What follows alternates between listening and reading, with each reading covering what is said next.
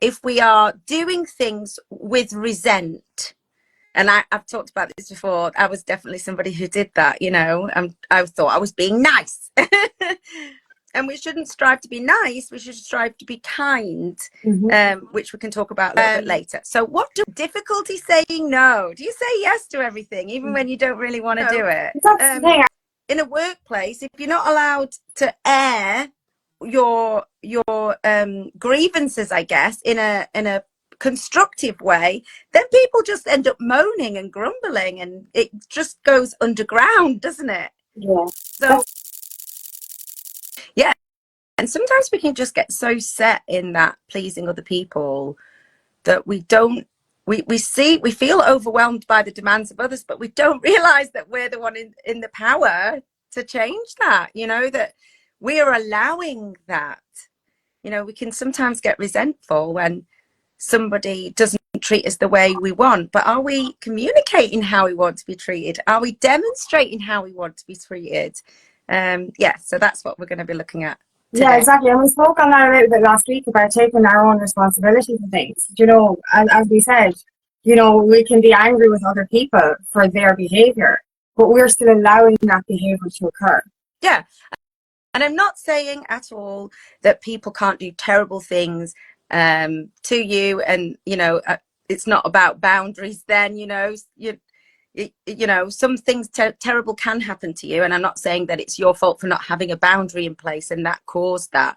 But certainly in everyday life, particularly if we are people pleasing or we don't have time for our own self-care or our own needs, if we are doing things with resent, and I've talked about this before, I was definitely somebody who did that, you know, I thought I was being nice.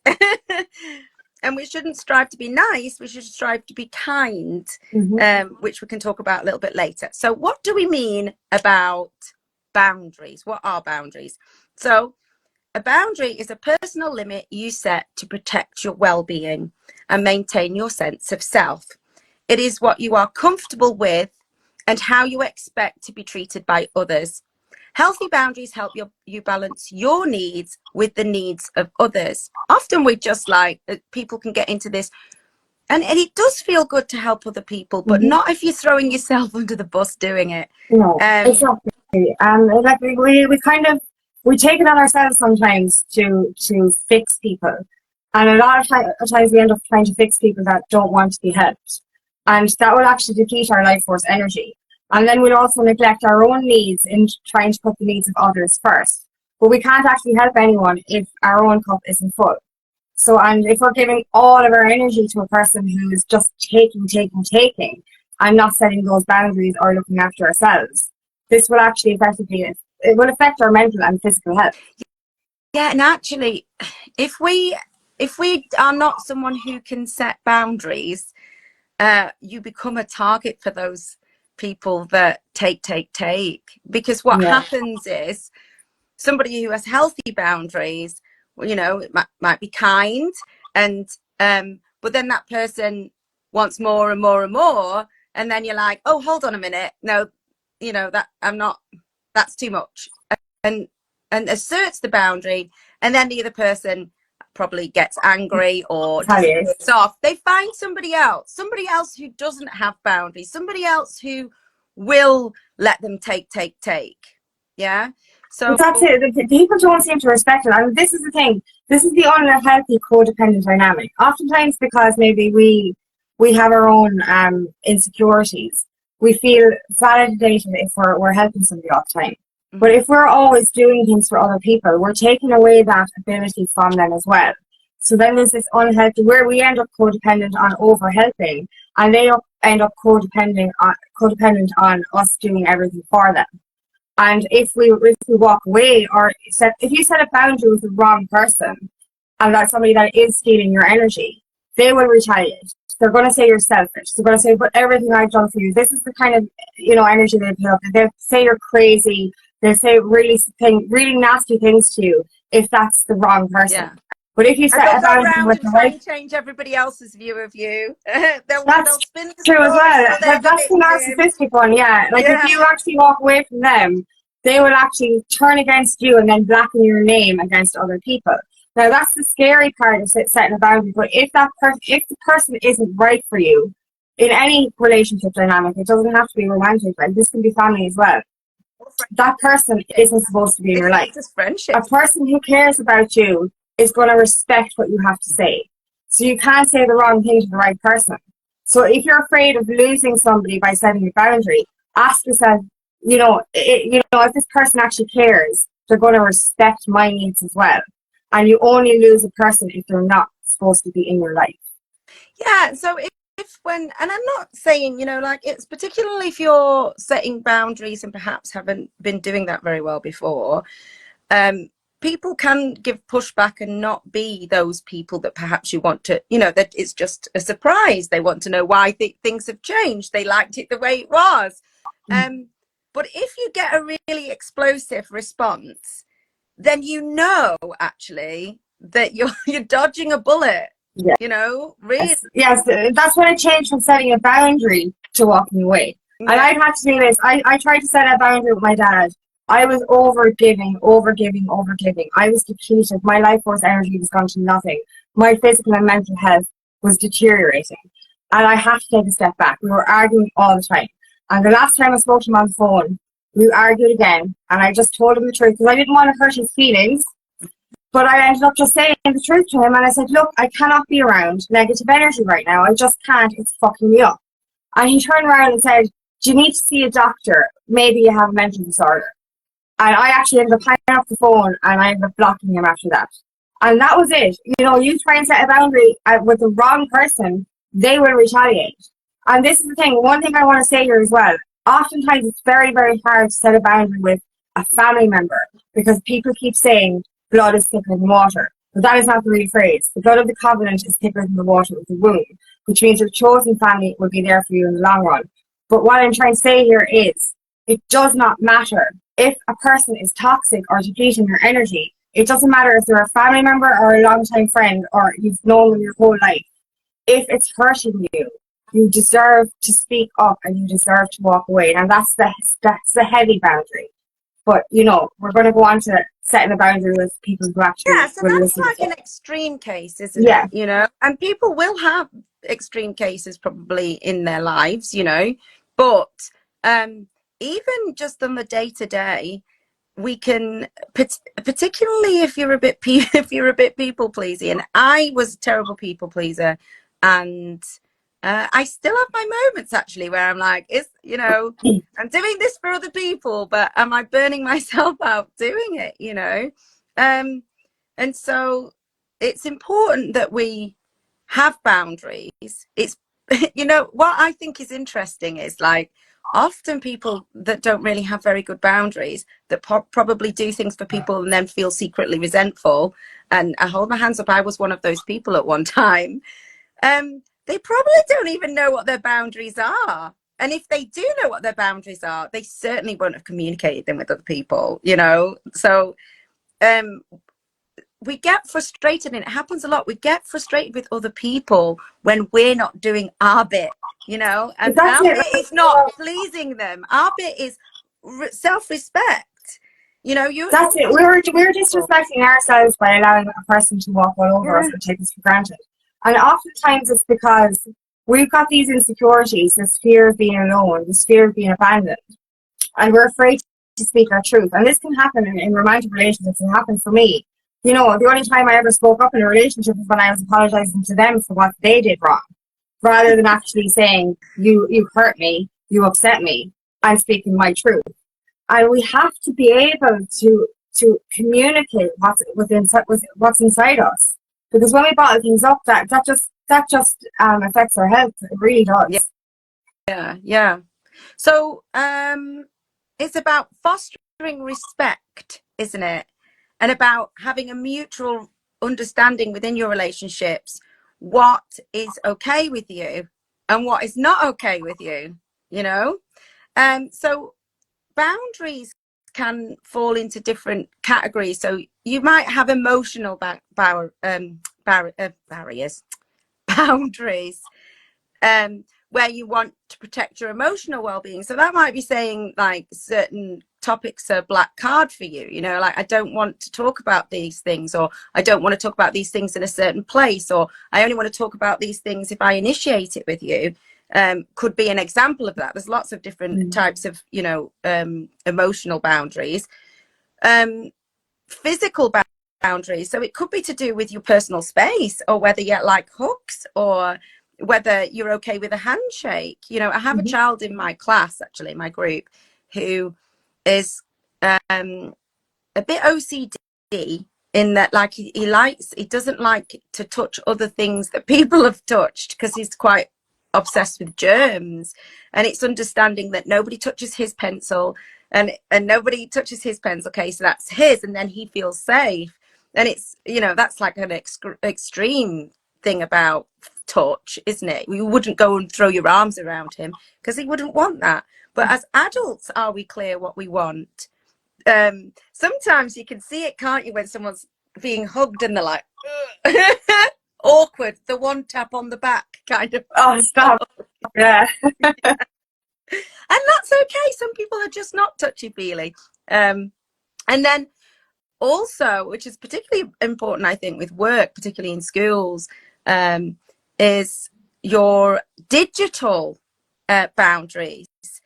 So in schools, my school's very good, because it has a time when no one's allowed to send an email to each other, which is like, so that's like they've asserted a boundary there for everyone. But also in other areas of your life, you know, in social groups or whatever, are you answering messages or whatever at whatever time o'clock? Like, we live in a world where we're just so accessible to each other, and we're not supposed to be like that, are we? Exactly. That's it. And it is so important to have, those self boundaries.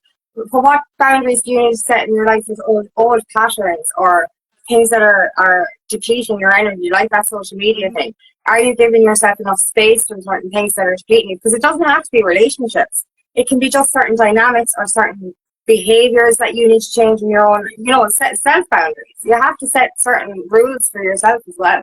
Yeah.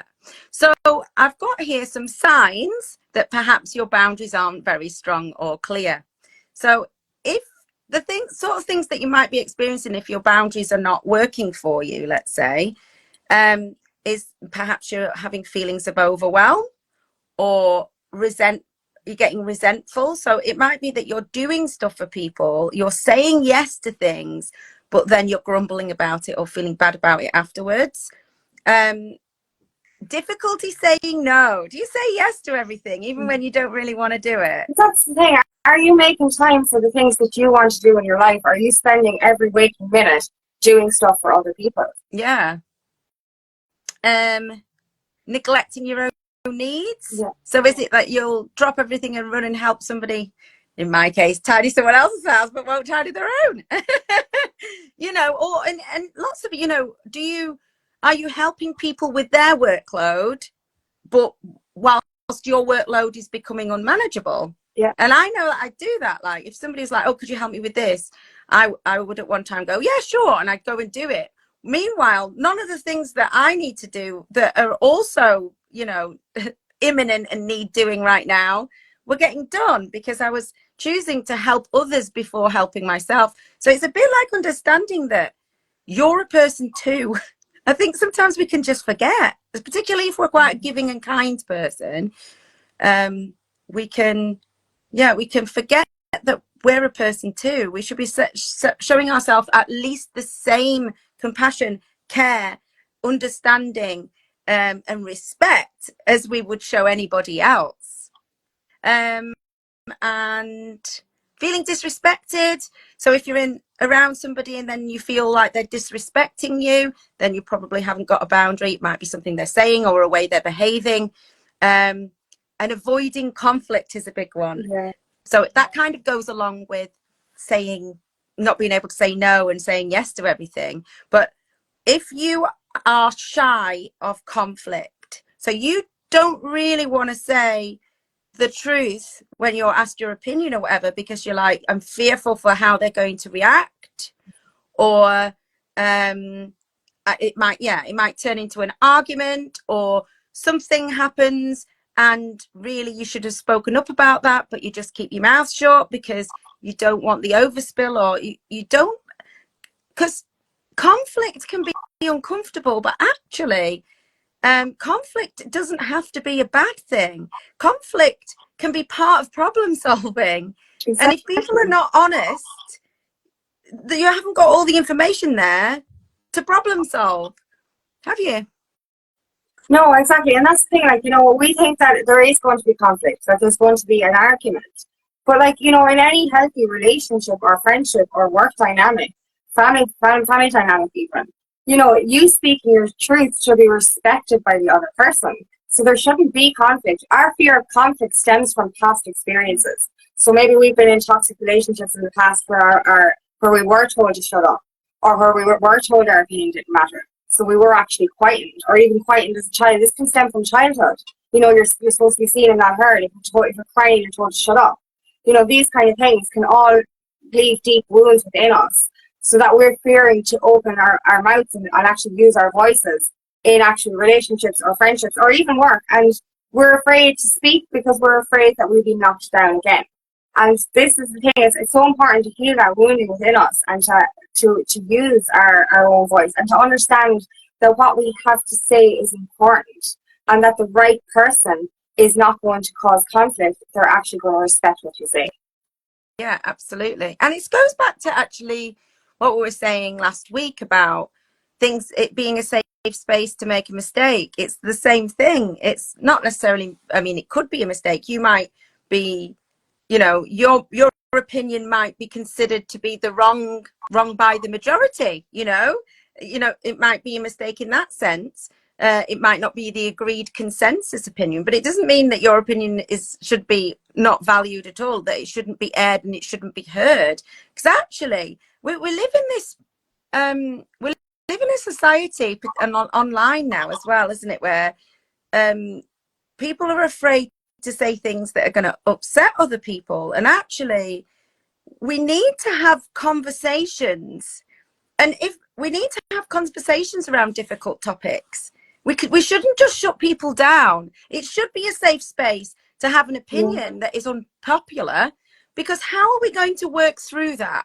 It'll just drive it underground. It's just like, Yeah. in a workplace, if you're not allowed to air your grievances, I guess, in a constructive way, then people just end up moaning and grumbling, and it just goes underground, doesn't it? Yeah. So That's it. And like everything is like, you're shunned and shamed then, for saying certain things by certain, and that's what makes us fear speaking up, or fear speaking something different. That's the thing. We're afraid to stand out, because everyone else is kind of we're afraid everyone is going to look down on us. But we have to start owning our authenticity and our voice, and knowing that it's important for us to speak. What are you feeling? We're told so many times to suppress our emotions, to suppress what we're feeling, to keep quiet. Don't rock the boat. But it's so important to get what you're feeling out. And when you speak up, it gives others it gives them the the space to confidence to do speak the up as well. same. Exactly. So the more we speak up, the more others can do it too, and that's assertiveness. That's setting your own self boundaries there. Yeah, it's leading by example. We should live in a world where people can. Conflict doesn't necessarily have to be negative. Conflict, we think of conflict as like conflicts in this country, and like wars and fighting and aggression, but it can just be a conflicting opinion, and that's okay. We can have different Yeah. opinions, and actually talking about it, we might find that we might come to some common ground, Exactly. and actually we might all move forward faster Yeah, instead of and we throwing have to stop. stones from either I was side. kind of saying, yeah, we have to stop fearing that boundaries are going to cause conflict. Yeah. We were so scared of hurting somebody's feelings, but we're hurting our own feelings by not acknowledging them. You know what I mean? We're disrespecting ourselves by not speaking about how we feel, for fear of hurting somebody else. But our feelings matter just as much as the next person.